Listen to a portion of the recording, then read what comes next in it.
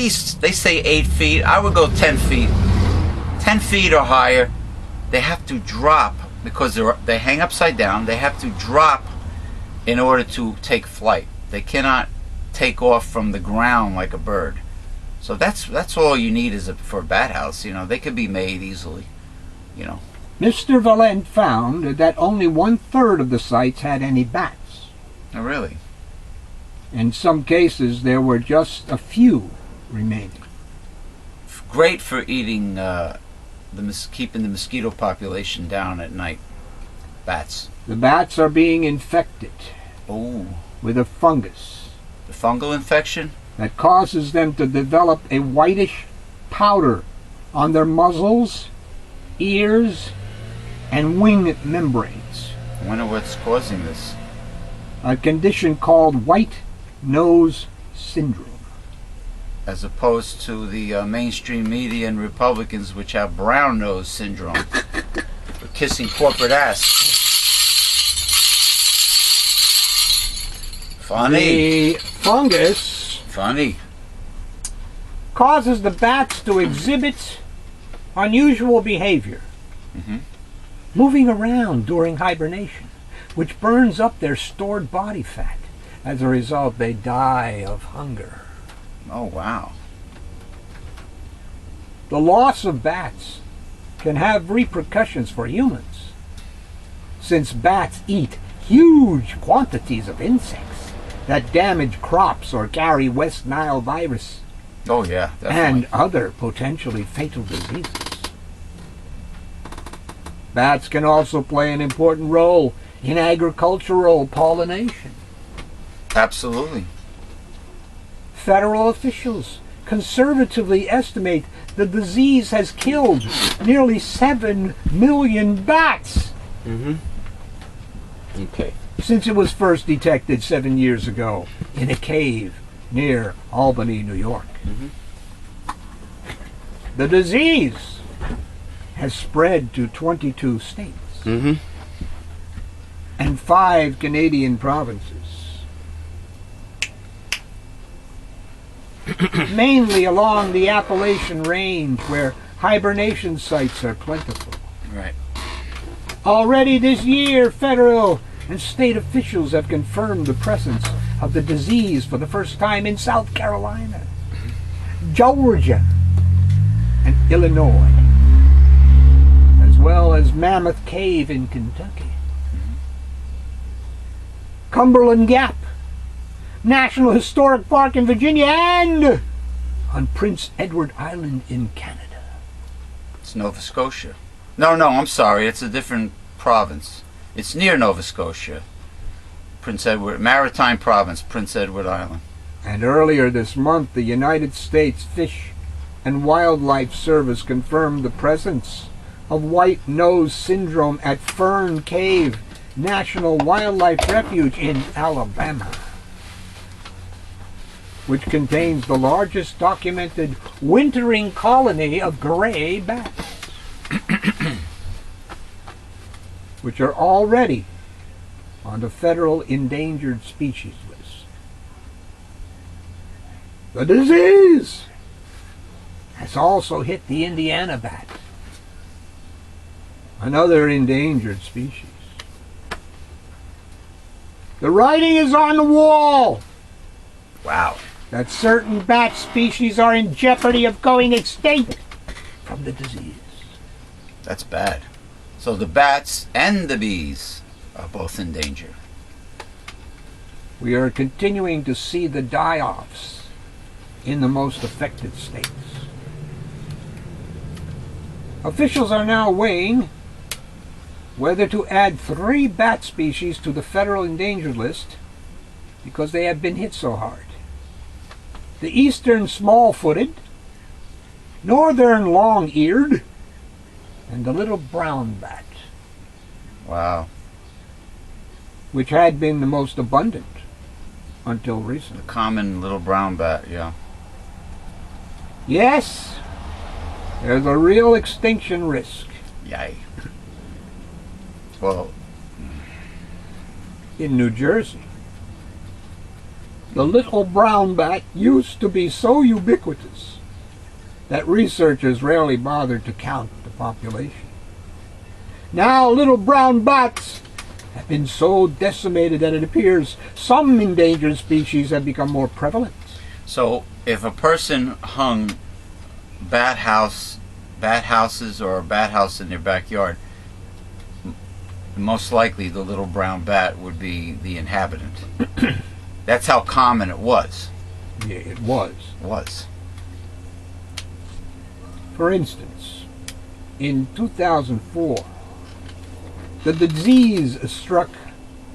Researchers had counted 15,000 little brown bats and 500 Indiana bats hibernating at Mount Hope Mine in Morris County. This past winter, there were still about 500 Indiana bats, but fewer than 100 brown bats.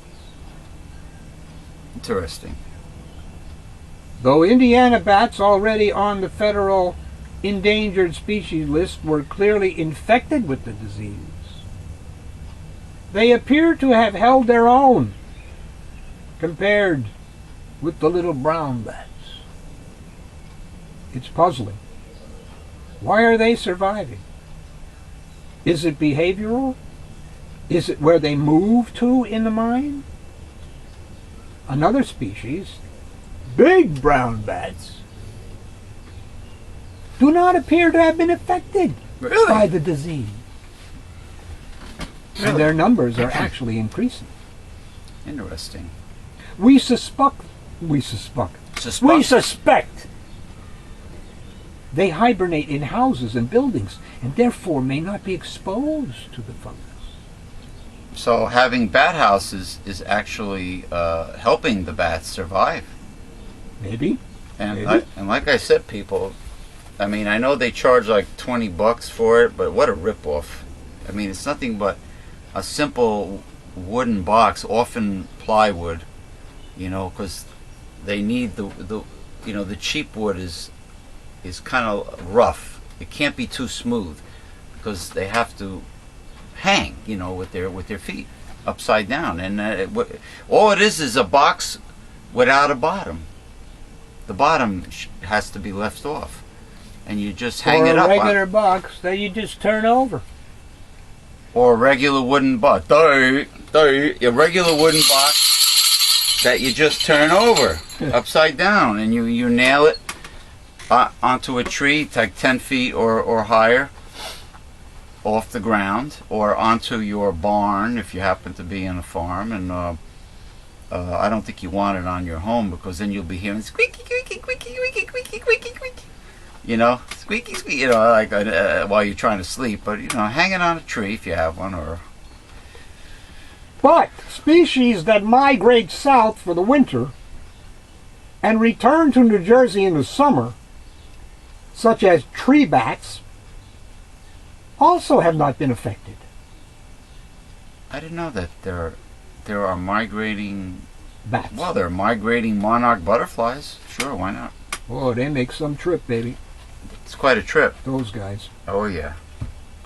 The good news was that the remaining little brown bat populations in other affected states, such as New York and Vermont, have leveled off, even though they are returning to the same infected sites each winter.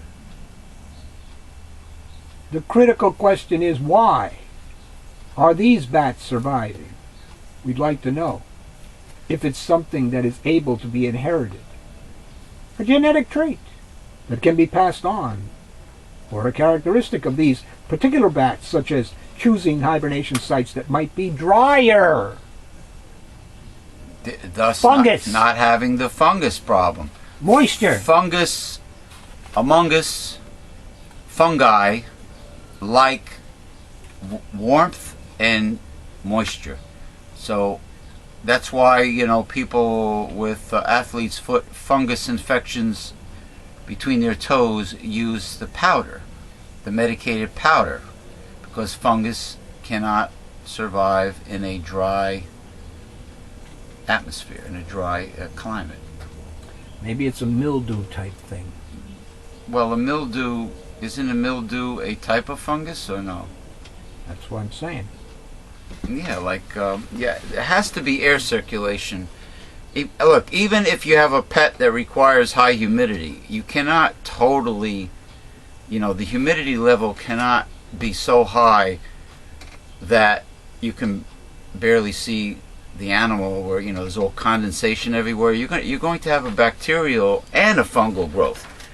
There has to be air circulation, even amongst humidity-loving animals. In this case, there's a problem, with living species today.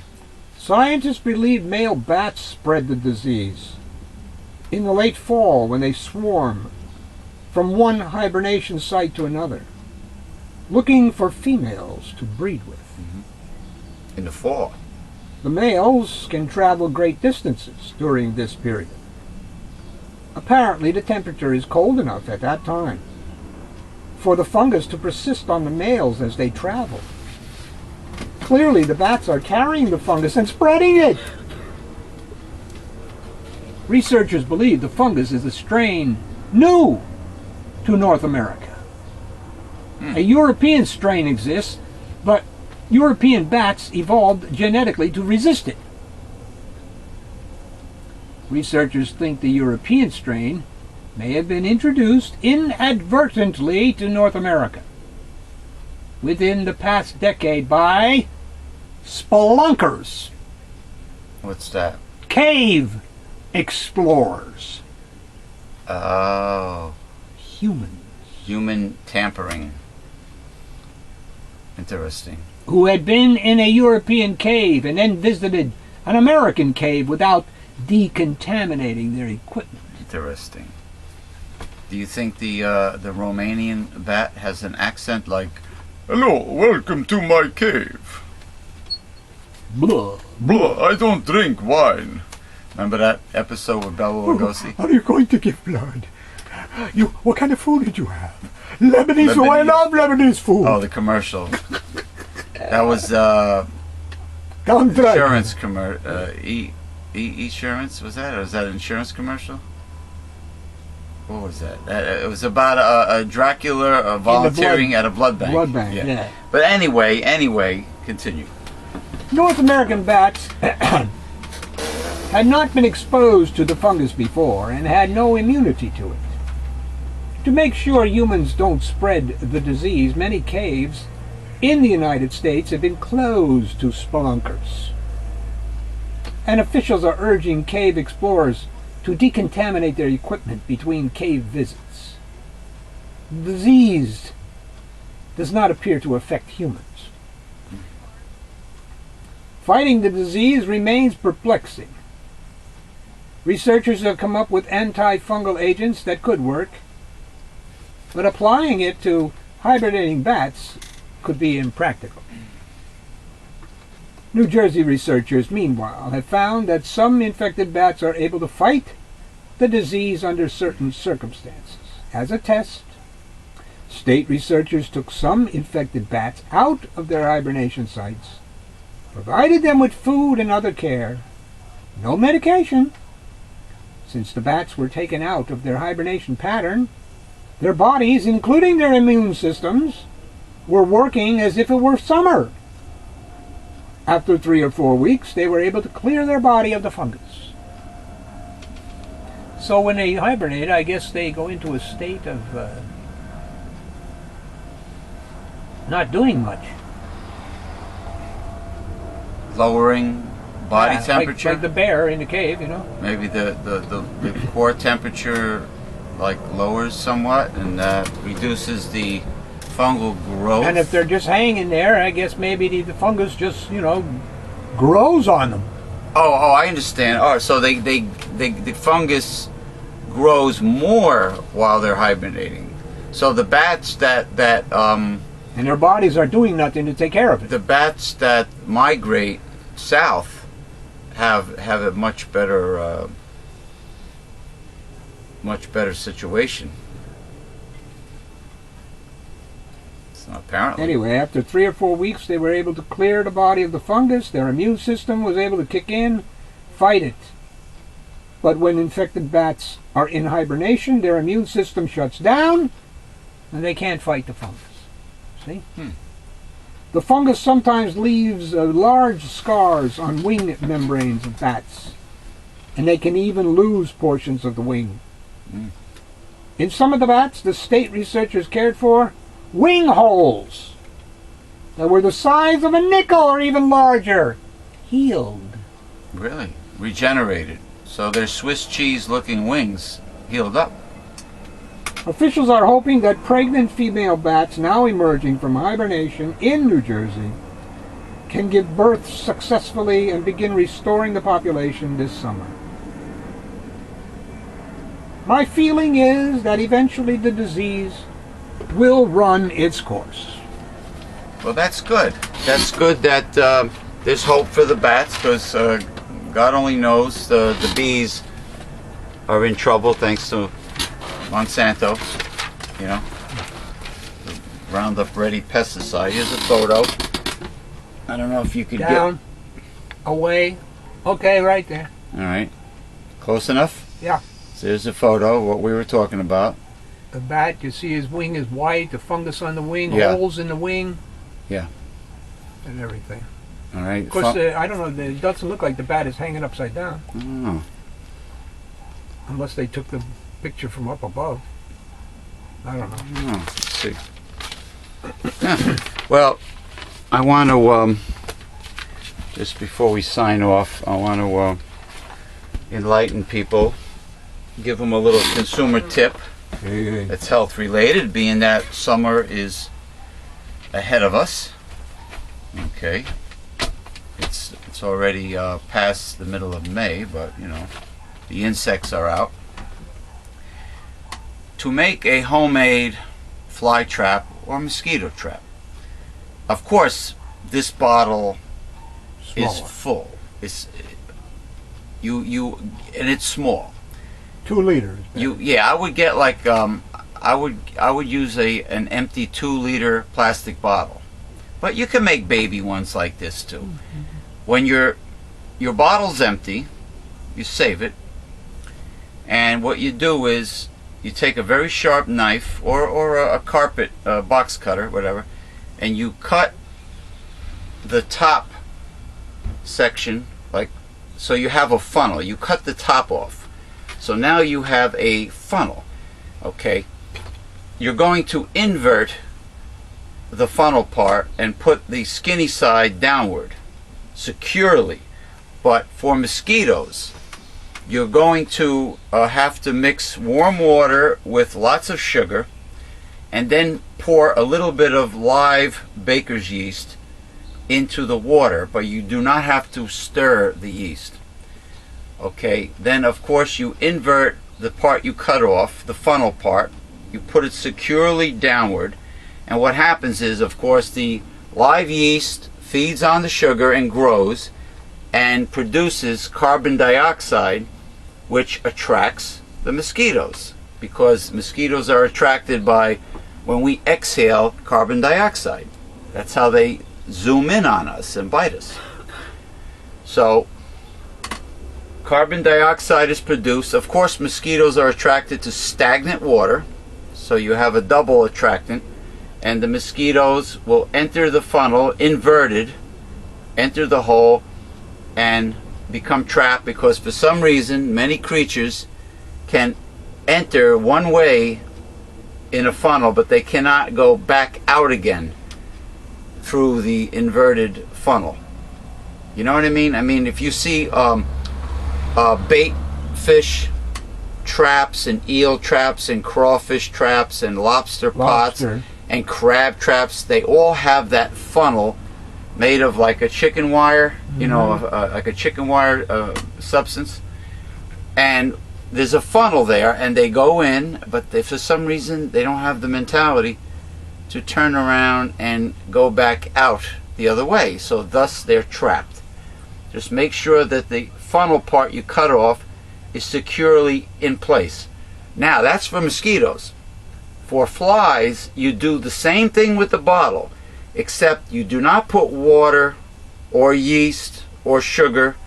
You put a piece of raw meat, any kind of raw meat. It could, regardless, raw meat that you maybe it got a little, you're ready to throw it out. It got a little slimy, whatever. You put a piece of raw meat at the bottom, and the flies are attracted to that in the daytime, of course, and then they enter to get at the raw meat, and they can't get out. Same deal. Same thing with hornets, I believe. The hornet trap is done the same way with the piece of raw meat. If you have a problem with yellow jackets, if you're outside barbecuing, you have a picnic table, definitely make one of these things, and put it somewhere where you don't have to stare at it while you're eating, because it will fill up with the flies. But it's better that the flies go in the trap than on your food or on you. So that is my consumer tip for the summer. Of course, I can't put this away where I found it because the gap has closed up because there's so much shit there. Alright, okay. Oh, God. Alright. Thank you for joining us for this week's Progressive Discussions. It has been very invigorating, to say the least. And I think it's been very informative. So, goodbye. Say so long to these people. So long, people.